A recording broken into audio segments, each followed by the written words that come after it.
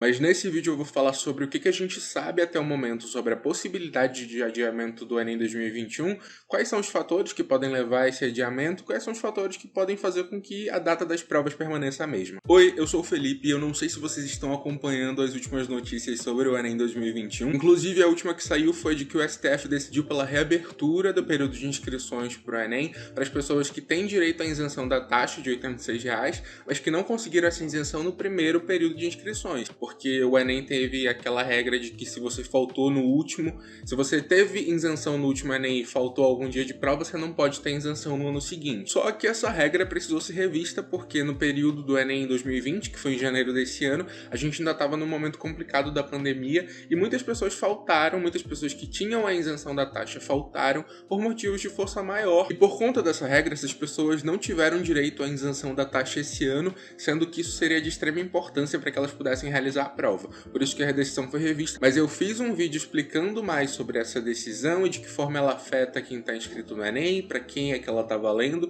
Então se você quiser assistir, clica nesse card aqui ou no link da descrição. A história é que depois dessa decisão começaram a surgir vários questionamentos na internet sobre se o Enem desse ano vai ser adiado para o ano que vem. Só lembrando que as provas desse ano, tanto versão impressa quanto versão digital, estão marcadas para os dias 21 e 28 de novembro desse ano, 2021. Até o momento da gravação desse vídeo, que é no dia 8 de setembro, às 2h11 da tarde, ainda não houve nenhum pronunciamento oficial do INEP sobre o adiamento da prova. Mas nesse vídeo eu vou falar sobre o que a gente sabe até o momento sobre a possibilidade de adiamento do Enem 2021, quais são os fatores que podem levar a esse adiamento, quais são os fatores que podem fazer com que a data das provas permaneça a mesma. Mas antes eu queria dizer que se você vai fazer a prova do Enem 2021 ou dos próximos Enems que vão acontecer, eu sugiro que você se inscreva aqui no canal. Por aqui tem várias dicas para a prova do Enem e nesse momento eu estou fazendo a cobertura de todos esses desenrolares dessas decisões sobre o adiamento, sobre a reabertura do período das inscrições. Então se você quer ficar por dentro de tudo isso, se inscreve no canal, clica no sininho para receber as notificações quando sair vídeo novo e deixa um like no vídeo se você gostar do conteúdo, comenta aqui embaixo o que você achar, mas enfim, vamos pro vídeo. Para começar, o INEP já se pronunciou sobre essa decisão do STF, que pediu a reabertura do período de inscrições para esse público que eu falei no início do vídeo, e sobre isso eles postaram a seguinte nota. A respeito da sessão virtual extraordinária do Supremo Tribunal Federal, realizada em 2 e 3 de setembro, para analisar a medida cautelar referente à isenção da taxa de inscrição do Exame Nacional do Ensino Médio 2021, o Instituto Nacional de Estudos e Pesquisas Educacionais Anísio Teixeira, INEP, esclarece que tomará todas as medidas necessárias para cumprir a decisão. Até então, o cronograma do Enem 2021 estava mais ou menos dessa seguinte maneira. Então, as provas da primeira aplicação, impressa e digital agora para o finalzinho de novembro, as provas do Enem PPL e eventuais segundas aplicações, porque a gente sabe que toda vez tem algum problema em alguma localidade, enfim, o Enem acontece no Brasil inteiro, às vezes falta luz num lugar, às vezes alaga outro, então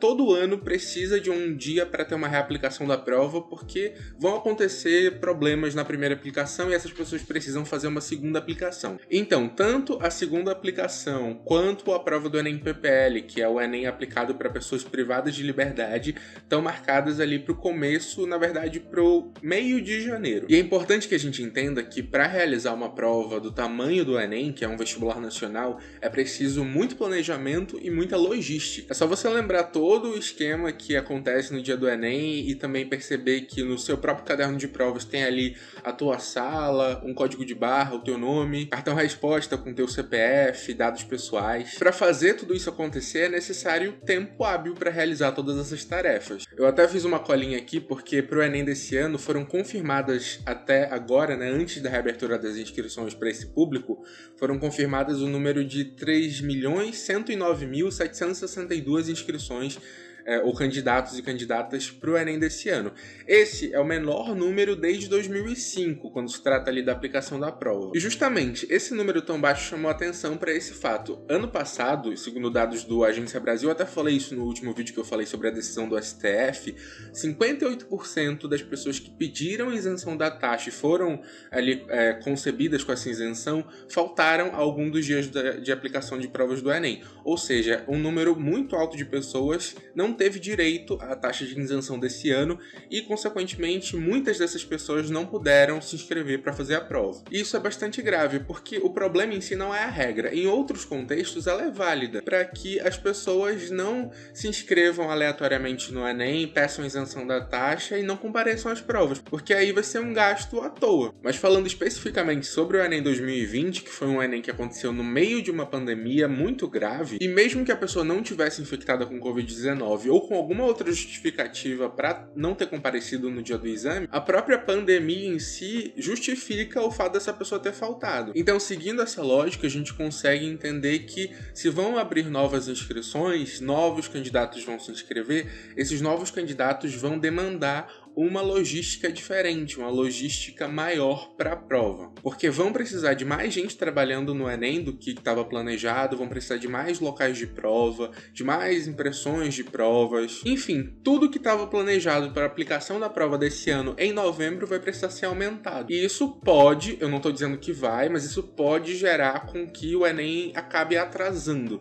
Então, em vez de novembro, que ele seja aplicado em uma outra data. Mas se essa questão de logística e planejamento, principalmente monetário, pode ser um fator para que o Enem seja adiado, ele também pode ser um fator para que o Enem acabe se mantendo na mesma data. Porque o adiamento da prova também gera um grande gasto de dinheiro público, mas aí vai ter que ser colocado na balança e por isso que a gente está esperando a decisão oficial do INEP. Porque eu falo assim, gasto de dinheiro público, mas a gente tem que lembrar que é uma questão de direitos. Essas pessoas que não tiveram a isenção, elas têm direito de fazer a prova, então mesmo que ocorra esse gasto maior, mesmo que ocorra o adiamento, vai ser por um motivo plausível. E a gente permanece aqui no aguardo de um posicionamento oficial e definitivo do INEP. Mais uma vez, se você quiser ficar por dentro de tudo que está acontecendo, se inscreve aqui no canal e ativa as notificações, porque vai sair vídeo sempre que sair uma novidade sobre esse tema. Comentem aqui embaixo o que vocês acham dessa decisão, debatam, argumentem, defendam os pontos de vista de vocês. Com esse vídeo eu espero ter ajudado quem não estava por dentro desse assunto. Eu vejo vocês no próximo vídeo e tchau!